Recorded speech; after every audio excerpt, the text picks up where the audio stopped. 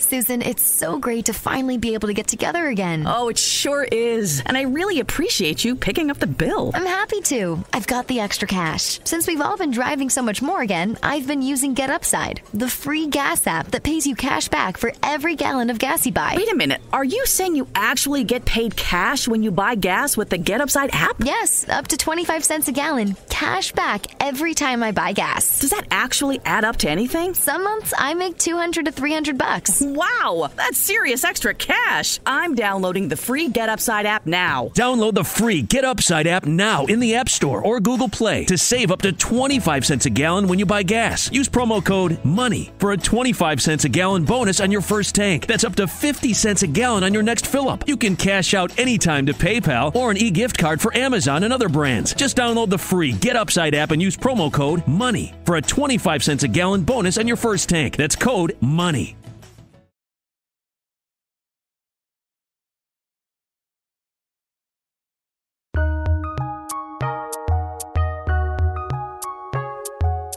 Welcome to the Fantasy NBA Today podcast.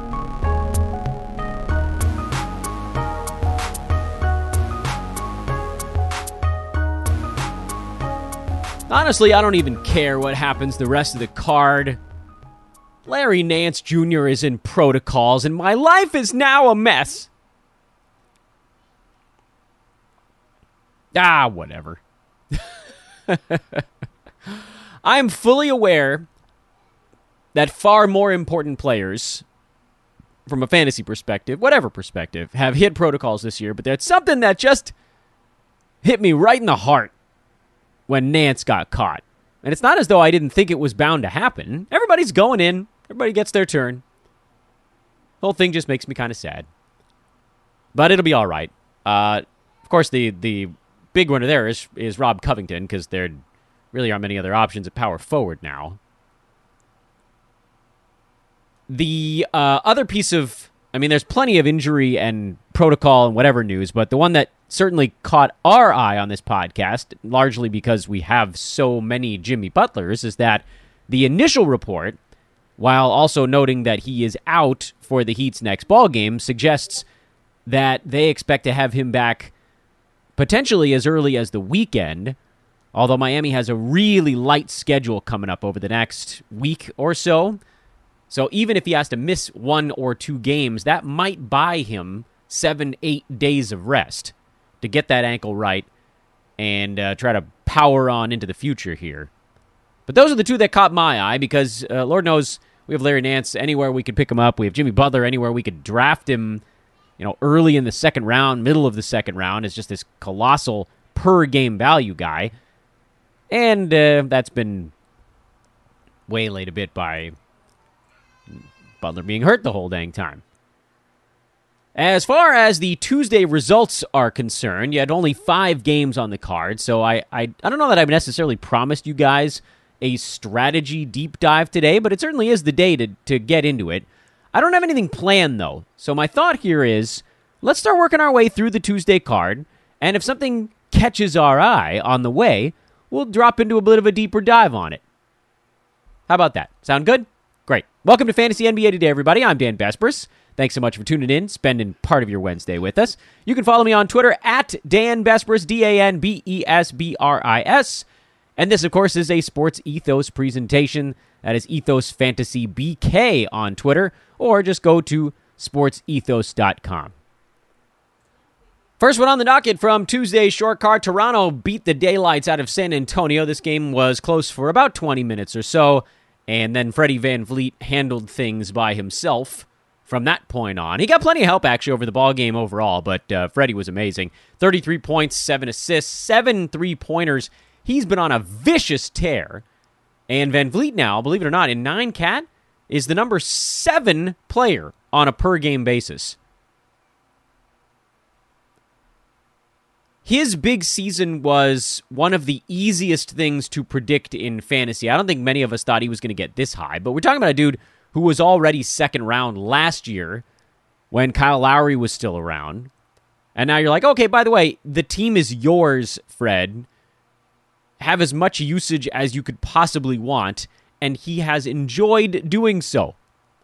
He's right up there with Jimmy Butler, but he's played 8 more ball games. He's ahead of James Harden right now on some sites, depending on how they're calculating their numbers. This is 9-cat, of course. Harden, 4.9 turnovers. Van Fleet, 2.8, but dang. And the really amazing part is that, I don't want to say Freddie got off to a slow start, but, he was like in the 20s. He actually started off in the 30s and 40s for a little bit, but he very quickly found his way back to that second-round valuation. Over the last month, there is only one player in the NBA with a better per-game marker than Van Fleet right now, and that guy is LeBron James, who's been unbelievable. He's ahead of Joel Embiid, ahead of Trae Young, ahead of Kevin Durant, ahead of Nikola Jokic over that stretch. Steph has been oddly human, number 19 over the last month. Yeah, Freddie Van Fleet, number 2 in that stretch. It's a little bit of a sell-high moment for Van Fleet, 19 shots per game during that stretch. That's a number that he'll hit from time to time. He took 23 shots in this one, but he's got his teammates back. The Raptors are effectively healthy again. And of course, that now gave us a look at what they really want to do with their personnel. This is a nice opportunity to see it. So a lot of Van Fleet, a lot of Scotty Barnes, a lot of Gary Trent, a lot of OG Anunoby, and a decent amount of Pascal Siakam. Those main 5 guys are really easy starts in fantasy. They've all putting up good numbers this year. And then you look around, you're like, okay, well, what else might be out there? Chris Boucher got 19 minutes, which puts him real close to having fantasy value. Real close. 4.7 boards, 2 steals, 2 blocks. Missed a couple of free throws that kind of brought the overall thing down. The problem, of course, is that we started to get used to him playing a ridiculous number of minutes when everybody was hurt, and you knew that was coming down. The question was how much. But if he can stick in there in the 20 range, that probably is enough to get it done. So you're not dropping him yet. I know that this ball game was a little bit of a letdown from that perspective. And all along, we said there's like a 5% chance that he actually does enough to have fantasy value after everybody comes back. But we're right on the cusp of being near that 5%, which is... my uncle one time, we were in Vegas, I had recently turned 21, so I was just kind of, I'd been in sports betting a little bit, I was just kind of starting to get into it a bit more, and we had a game where we were up like 25 in the third quarter, and I looked at him, and I kind of gave the wink, like, we can't really say anything about it, right? And what he said back to me was, no, Danny, it's almost a semi-lock. Almost a semi-lock. It's the ultimate in we don't want to jinx anything. So Chris Boucher, at 20 minutes, is almost a semi-lock. Will he get to 20 minutes? We don't know, but you got to hang on to see what happens here, because we've now hit that part of the season. I keep talking about it every show for like the last 5 or 6 now. I've talked about how we are at the point when guys are coming out of protocols, and I know I started the show by talking about Larry Nance, but we're at the part where guys are coming out of protocols faster than they're going in, which means we need to start hunting for rest of season valuation guys. And Boucher, if he lands, would be one of those guys. The problem, of course, is that Kem Birch played 19 minutes, Precious Achiuwa played 19 minutes. That's kind of too many guys playing 19 minutes, isn't it? Fact number 1, it's gifting season. Fact number 2, no one returns alcohol. So this year, get everyone on your list the gift of beer, wine, and spirits delivered with Drizzly in under 60 minutes. 60, you heard that right. Right now, Drizzly is giving every new customer $5 off their first order. Just use promo code FAST5 at checkout. Download the Drizzly app or go to drizzly.com. That's DRIZLY.com. And use the promo code FAST5 for $5 off your first order. It's unbelievable. The convenience of home delivery in under 60 minutes. You get it when you need it. Shop across stores so you can choose from a huge selection. Get exactly what you want. Compare prices between stores to get the best deal that you're looking for. Drizzly is the #1 app for alcohol delivery. Again, download the Drizzly app or go to drizzly.com now and use FAST5 at checkout for $5 off your first order. This is for new customers only. And again, get beer, wine, and spirits to your doorstep in 60 minutes. Susan, it's so great to finally be able to get together again. Oh, it sure is. And I really appreciate you picking up the bill. I'm happy to. I've got the extra cash. Since we've all been driving so much more again, I've been using Get Upside, the free gas app that pays you cash back for every gallon of gas you buy. Wait a minute. Are you saying you actually get paid cash when you buy gas with the Get Upside app? Yes, up to 25 cents a gallon. Cash back every time I buy gas. Does that actually add up to anything? Some months I make $200 to $300. Wow, that's serious extra cash. I'm downloading the free Get Upside app now. Download the free Get Upside app now in the App Store or Google Play to save up to 25 cents a gallon when you buy gas. Use promo code MONEY for a 25 cents a gallon bonus on your first tank. That's up to 50 cents a gallon on your next fill-up. You can cash out anytime to PayPal or an e-gift card for Amazon and other brands. Just download the free Get Upside app and use promo code MONEY for a 25 cents a gallon bonus on your first tank. That's code MONEY. Well, we'll feel it out. Spurs side, DeJounte Murray is close. I believe he's expected back for their next ball game. He's out of protocols, just getting his wind back. So that's going to change things considerably because, unfortunately, they're just not very good without DeJounte Murray. Devin Vassell got off to a quick start in this game and then slowed down midway through. He's still a guy that, again, you're hunting for rest of season stuff. He should make some kind of list for you. I don't know if it's the short list necessarily, but it is a list. No rant required on that ball game. We'll see if we get anything in the next one. Memphis beat Cleveland on the road. This is a fun ball game. Ja was solid again. Desmond Bane didn't score as well in this ball game, but did a bunch of other stuff. He's just on a serious roll of a season now. And the guy that I think deserves some attention is Brandon Clark. Mentioned him in passing, I think, 2 days ago on the podcast. There just aren't enough power forwards on this roster right now. JJJ's kind of the last one left. They want him logging a decent chunk of minutes at the center position, which leaves really nobody, because Xavier Tillman's out, Slow-Mo is out, John Conchar is out. When Dylan Brooks comes back, they might start sliding guys up a little bit, maybe have him play kind of a small power forward spot, and that might be soon. D'Anthony Melton, I don't think, has quite the same impact on Brandon Clark.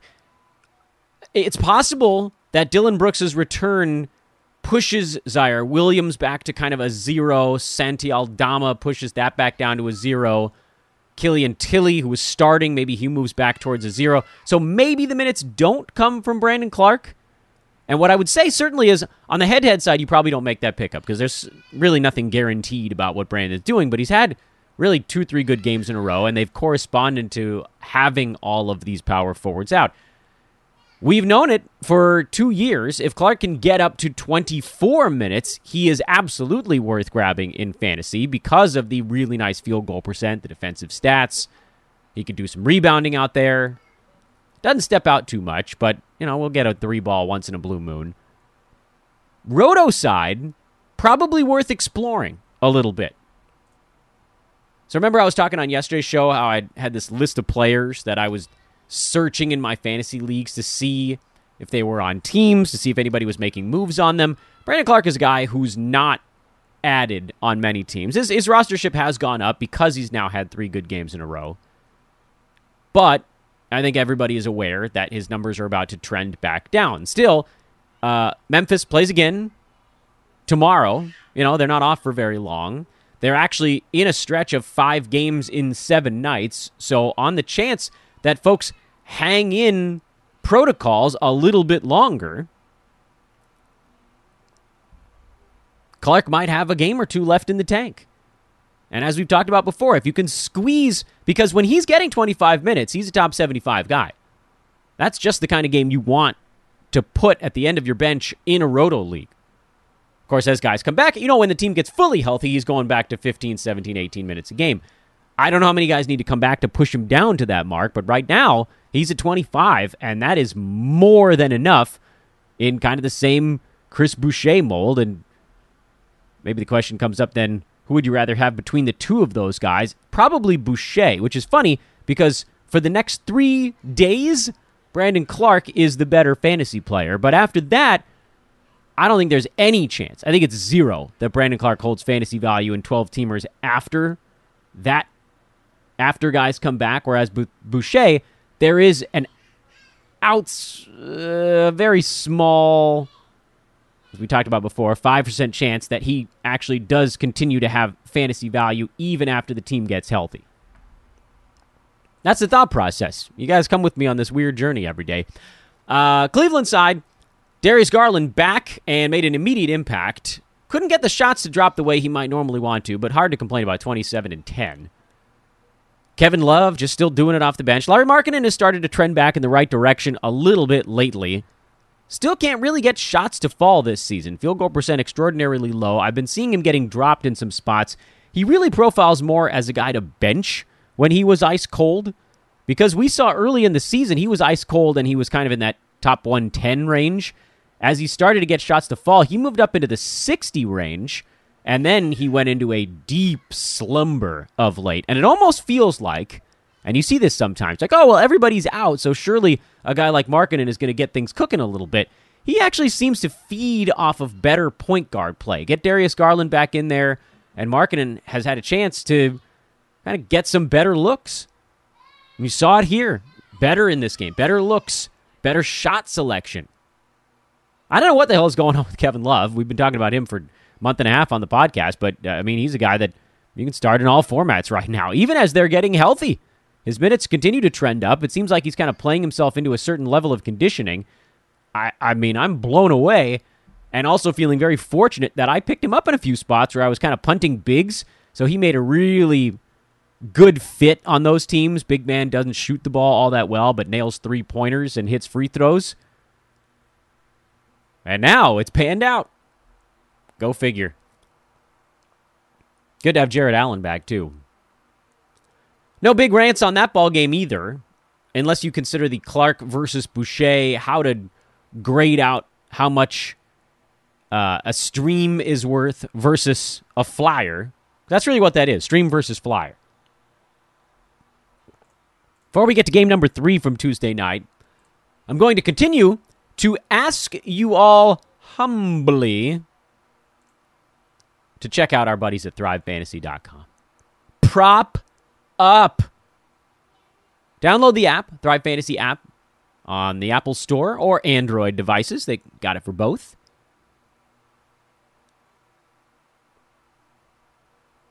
And then, or if you like, go to ThriveFantasy.com. Either way, works totally fine. Same product at both.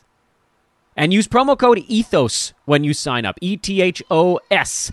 ETHOS. ETHOS. 100% deposit match up to $100 on your first deposit. And, depending on how much you drop into your bucket, you get some free contest entry vouchers as well. If you put just $10 in, I've told you this so many times already, but I'm going to do it again. Take $10 that you've been winning with us at MyBookie, or hell, even if you haven't been doing the MyBookie stuff with us, just take $10, cook yourself a lunch one night instead of eating out, save $10 there, and drop it into Thrive Fantasy. Make a new account, deposit $10, they'll give you an extra $10, and 2 contest entry vouchers. So you'll end up with $60 in playing credits on a $10 deposit. Basically, again, making yourself a lunch instead of ordering fast food. That's what that is. Make yourself tea or coffee for 2 days, and you can play with us at ThriveFantasy.com. And all you have to do is know what the big-name players are going to do on a given night. Did you think Freddie Van Fleet was going to go crazy? Great. You could have bet on that. Did you think Ja Morant was going to go for 26, or do you think he was going to go for 42? You can also kind of go against the grain on some of these prop bets on the side. You get more points if you go against the grain, and it hits. Rack up points by getting 10 out of the 20 prop bets right and win cash with ThriveFantasy.com. They've taken DFS and they've made it fun for those of us who are not experts at traditional DFS. And I know you guys are full-season fantasy players that listen to this podcast, so this makes a lot more sense to you. And to those of us, myself included, even farther on the degenerate scale, the needle redlining a little bit, we get into the gambling side of things. Prop bets, that's all part of it. This is an opportunity to kind of lump prop bets together where one prop on your night doesn't make or break your betting card. This time, you got 10. ThriveFantasy.com, the Thrive Fantasy app, promo code once again, ETHOS, ETHOS, ACE. Check it out immediately. Indiana lost at New York, but no real surprise there. Indiana's down a few bodies. Karis LeVert, Malcolm Brogdon. Brogdon's still out. He's been gone for feels like decades at this point. Domantas Sabonis had an off game, and so then they pretty much had no choice, despite the fact that Kiefer Sykes, who had 22 points for Indiana. Justin Holiday was in foul trouble. He ended up having a terrible ball game. Miles Turner didn't do anything. Like, the mere fact that they were within striking distance is a damn miracle. I honestly don't have any idea how they were within striking distance because the Knicks bludgeoned them in pretty much every single category. Out-rebounded the Pacers by 16. Outshot them 49 to 42%. One fewer turnover than the Pacers. Indiana shot 32 free throws, but couldn't make any of them. Domantas Sabonis in particular just had the worst dang ball game. But who cares about Indiana? You're not taking the plunge on most of these guys. They're into the backups to the backups to the backups, and sadly, those guys just don't have a ton of fantasy ability, especially against a team that can play some defense like New York. On the Knicks side, however, I believe if I was reading the news properly, they are actually fully COVID-free at this point. They're fully out of protocols. It's pretty remarkable. I also saw a chart noting, by the way, Joe Ingles is in protocols. He's the first Utah Jazz player to miss a game because of it. Some of these teams have guys miss 65 team games at this point. What's up, little man? That's my boy on the pod. Knicks are healthy again, except for Kemba's knee. And Nerlens Noel, actually, also dealing with a traditional injury. So, what does this mean fantasies-wise? Well, RJ Barrett had a rare big game. He's a points league option. Julius Randle had a better ball game. He's been a bit of a disappointment overall, but those guys, they are what they are. With Kemba out, Alec Burks has slid back into the starting five, and if he's starting, he's a go. Pick him back up, ride him until whatever we figure out happens with Kemba. Emmanuel Quickley, as I warned you all, is not really particularly well suited for 9-category basketball. And I don't think anybody believed me. Folks are believing me now. Quickley's not a guy you need to add.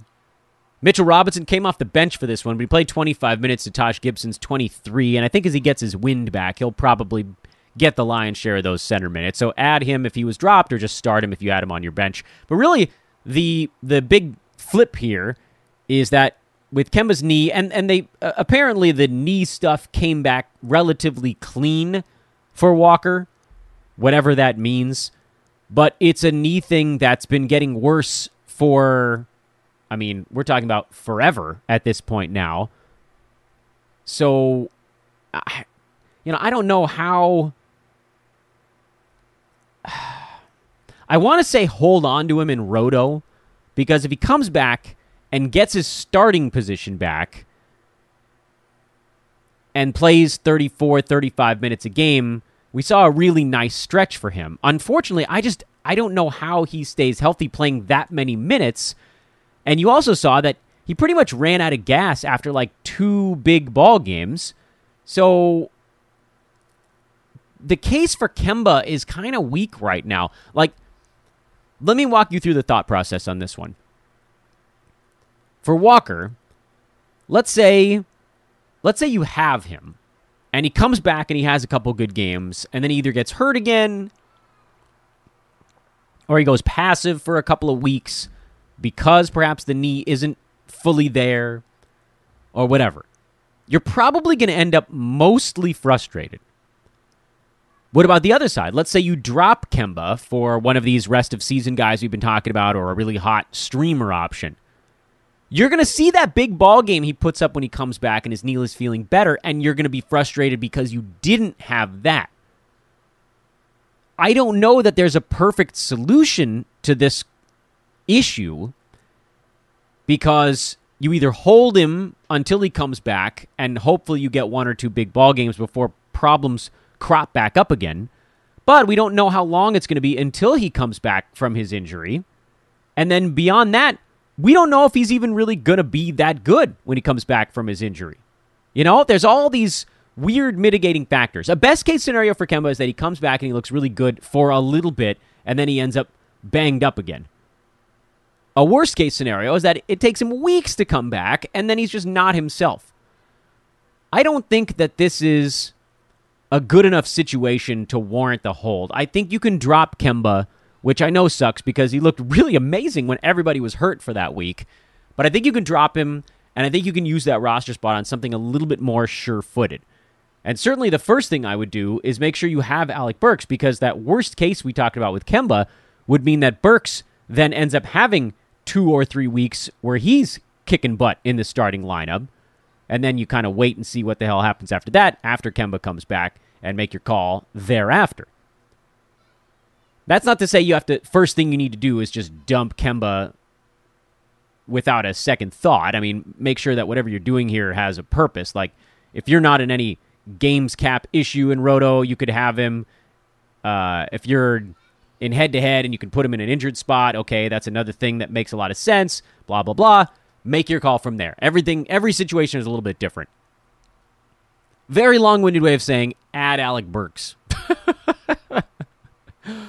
Dan, how are you going to stretch a 5-card podcast into a 30-minute show? Talk about Kemba Walker and then at the end just say nothing. Phoenix beat New Orleans 123-110. I tell you, there's nothing like being a center alongside Chris Paul. Because Chris Paul has made Jalen Smith and Bismack Biyombo look like world beaters over the last couple of ball games. That is ridiculous. Man, it pays to have good passing on your team. Chris Paul had 15 assists in this game, and obviously teams are picking on New Orleans defense, but whew, the Cam Johnson stream is strong as long as Jay Crowder is out. Jalen Smith had himself some foul issues. He got popped in the face by Jonas Valanciunas' forearm at one point in this ball game, etc., etc. Mikal Bridges, a nice one. That's good to see. There are no massive surprises with Phoenix. I think you could start Jalen Smith as long as McGee and Ayton are out.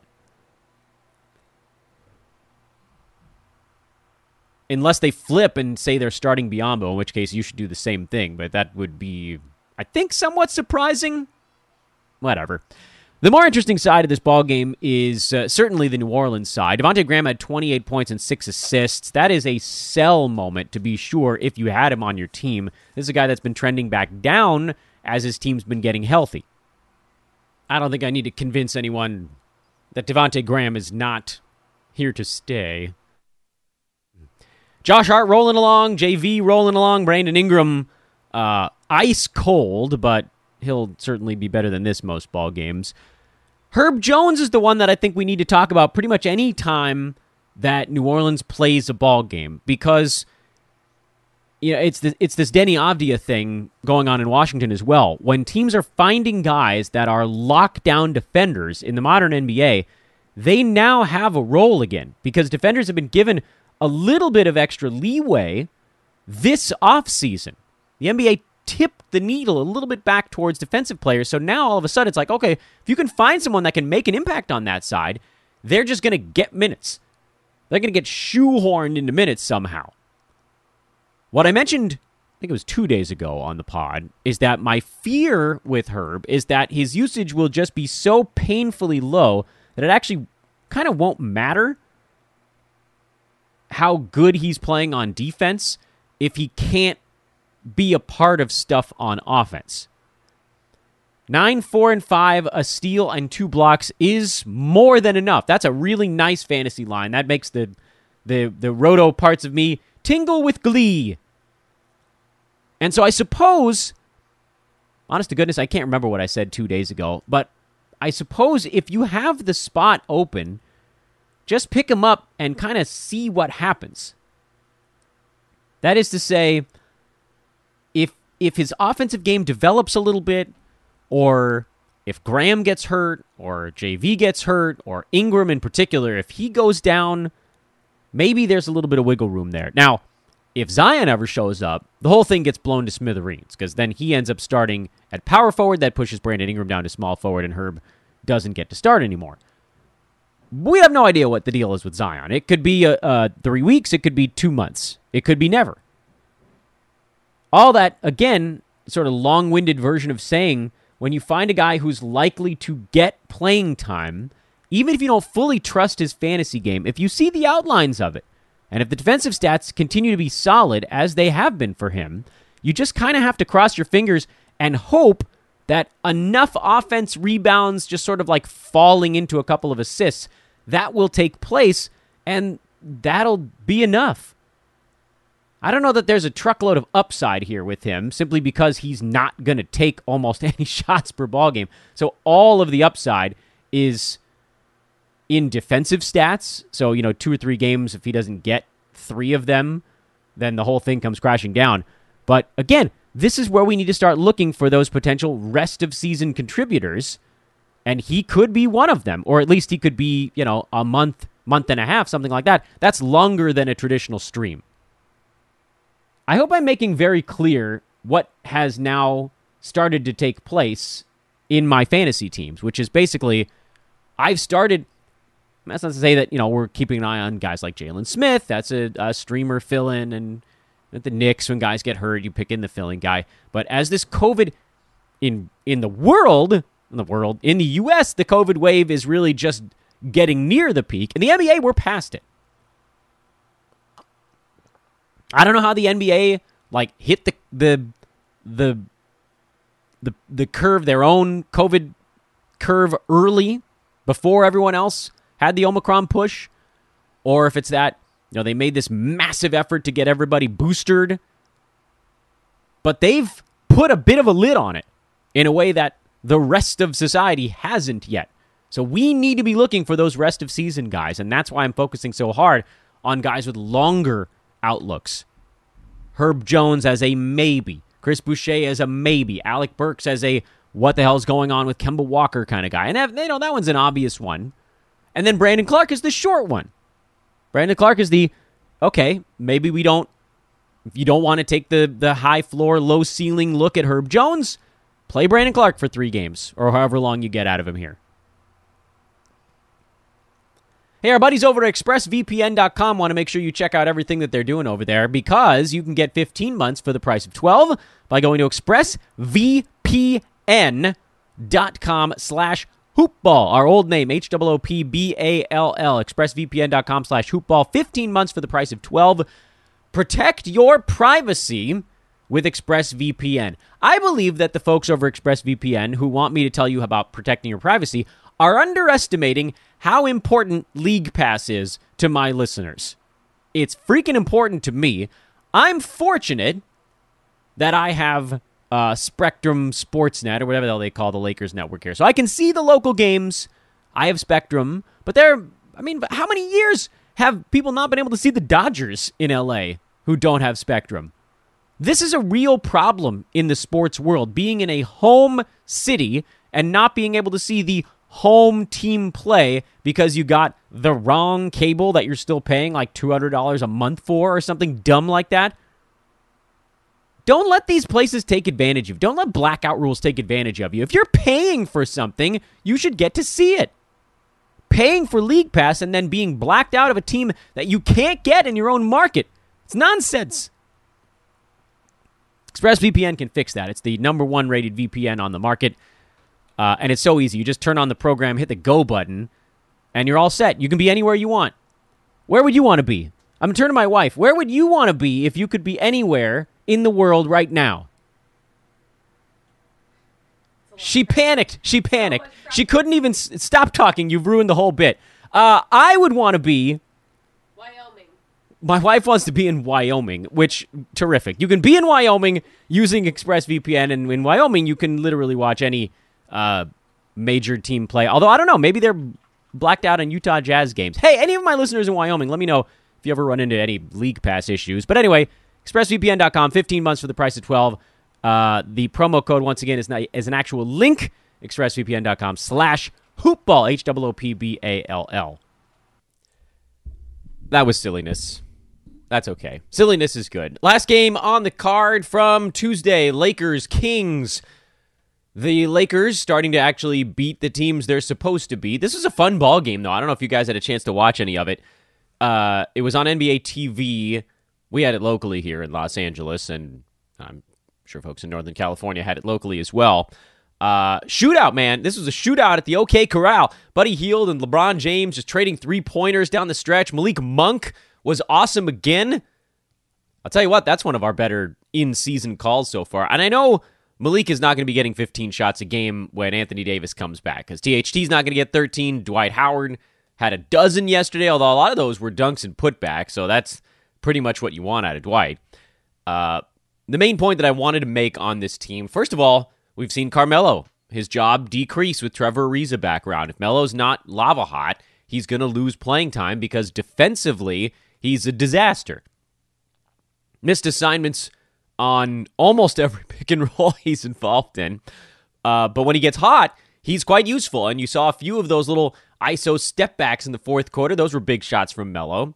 But he's not going to have fantasy value as long as Ariza's back around, at least not consistently. This was a big one for THT. He had confidence in this game. And I can't help but wonder if this might not be the start of a little run for Horton Tucker. Not to say that you need to pick him up anywhere. Certainly not everywhere, and definitely not any one particular place. But without looking ahead too much at what the Lakers' schedule might appear to be, in fact, we can do that while I'm talking for you guys.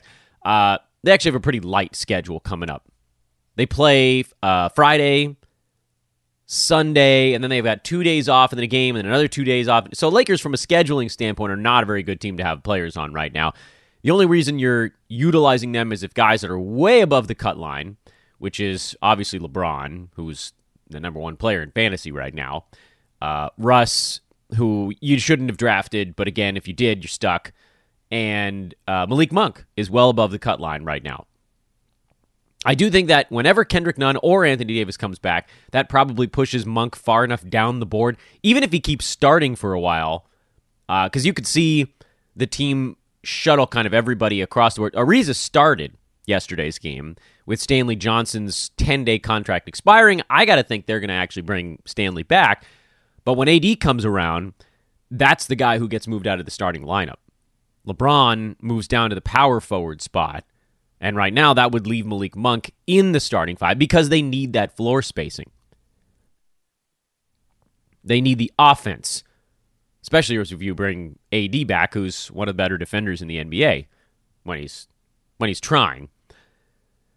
So whatever that is, 3 weeks, 4 weeks, we're getting a good run here out of Monk. And that was kind of what we were talking about last week when he had that first good game. And it wasn't a massive game, but it was a good one. And you could see it when the Lakers went small. Just the eye test was different. They were open. They were getting open looks. And Monk hits those where a lot of other guys on this team don't necessarily hit those. King's side, when Buddy Hield gets hot, man. He's been good lately. This is very much a what have you done for me lately kind of game we play in fantasy. And over the last month, Hield is inside the top 90. So that makes him a guy that needs to be started. Kings are pretty much back at full strength. You know, the funny thing about Hield is his value does fluctuate pretty violently with his field goal percent. Over the last 2 weeks, he's shooting just 38% from the floor, and he's outside the top 140. We talked about over the last month. Over the last week, he's shooting 44%, and he's right around the edge of the top 100, blah, blah, blah, so on and so forth. He does belong on fantasy teams. He's a hard player for me to say definitively you start him every game. But when he's warm, you're going to want to make sure he's in there. And then, so it's kind of that old Danny Green adage, which is like you start him every game, and then at the end of it, you look back and you're like, okay, he was top 90. That'll do. Harrison Barnes is a start. De'Aaron Fox is a start. We even talked about that over the last week. He hasn't been good, but you have to start him because he will get going to some degree, and he was better in this ball game. Halliburton slowed down. Like, he just kind of had trouble with whatever it is the Lakers were doing. I didn't fully understand it. He just seemed kind of passive. And then I do believe Damian Jones is worth starting as long as Rashawn Holmes is out. He was quieter in this one. It was certainly a tougher matchup going against LeBron. That's not the guy you think you're going to get as the center on a team, but, you know, that's how it was. And, Yeah, and Marvin Bagley got a start. Forced the Lakers actually to go a little bit bigger. That's why Dwight ended up playing 21 very solid minutes. But you just sort of don't know. You know, the Lakers have Atlanta next. Clint Capella is out there for the Hawks. He's a traditional big man who's going to be right around the rim. The Lakers might have to play Dwight in that one as well. And then they've got Memphis, where the big man doesn't really have offensive ability in Steven Adams, so you might see them go back to being small again. Remember, the Lakers went pretty small against the Grizzlies on the road last week. Then Sacramento again, because these two teams play each other every 3 days. Apparently, there's only 4 in a season, but it sure feels like about 15. And then Denver. You know, you're going to need a big man in that one. You can't have LeBron on Jokic, can you? That's asking for trouble. Anywho, not many changes, if any, on this one. I think just sort of solidifying the Jones is streamable thing, as long as Holmes is in protocols, and he'll probably be in there for another 1 or 2 games, I would imagine. And then also kind of poo-pooing THT from a long-term standpoint. But I do think that could be the start of a little run for him. He just had a different bounce in his game last night. It's something that you have to watch. I know I did a show whenever it was, way back, about the value of the eye test. And some folks on Twitter were like, no, you can get everything from a box score. You really can't get everything from a box score. I don't know that I need to go into too much excruciating, painstaking detail on this stuff again, but like the Malik Monk thing from last week, I think, is a really good example of why the eye test is actually so important. When he came back and had 20 points that first game out of protocols, played 35 minutes against Brooklyn on Christmas Day, yes, without watching the game, you certainly could look at that and say, hey, this is a guy that I should consider picking up. But I'll tell you, I think there were probably a lot of skeptics after that game, myself included, who then watched the Lakers game in Houston and saw the way they had retooled their small ball lineup. And in that one game, you could see that Monk was the perfect fit with that unit. And that was all I needed there. And I get it. Again, if you picked him up after he scored 20 points in one game, and you're just like, okay, I got roster spots to spare right now, then yeah, you didn't need to watch the game live. But I'm telling you, watching that Houston game, within the first 7 minutes of the game, you could see, oh, this makes sense. The Lakers are going to keep doing this because this makes sense. And I know sometimes teams do dumb stuff that we feel doesn't really make sense. Like the Grizzlies are really good, but yet they still don't quite play D'Anthony Melton as much as we all believe that they should. But most of the time when a team finds something that works, where there's just this massive change in the way things look and feel, they'll stick with it. Now again, Monk not going to be a rest of season guy, most likely, as the Lakers get their Anthony Davis big gun back, and if Kendrick Nunn shows back up again. But we're still talking about multiple weeks here. This is not just a stream anymore. This is like a chunk. We're chunking off season. It's the value of watching the game. I know that you guys are going to push back on me. Push back on this one with me. Get myself all flustered here on the podcast. There is an advantage to it.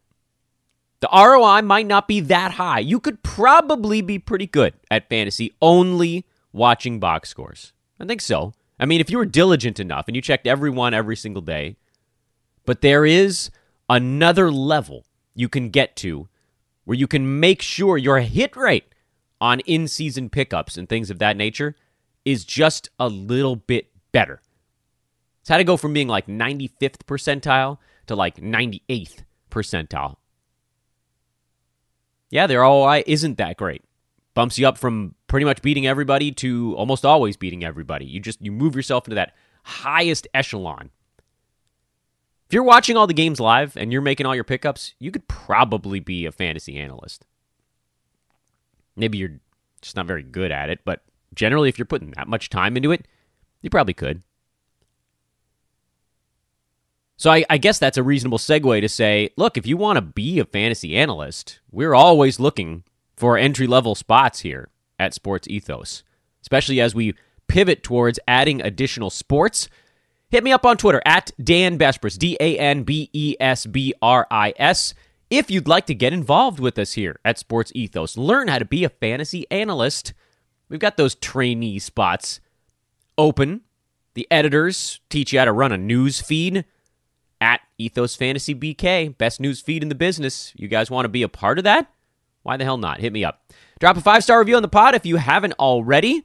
Big fat thank you to everybody that continues to listen here as we come looping up out of the holidays. It's rest of season time in fantasy. Streaming time starting to come to a close. Enjoy the 5th. So long.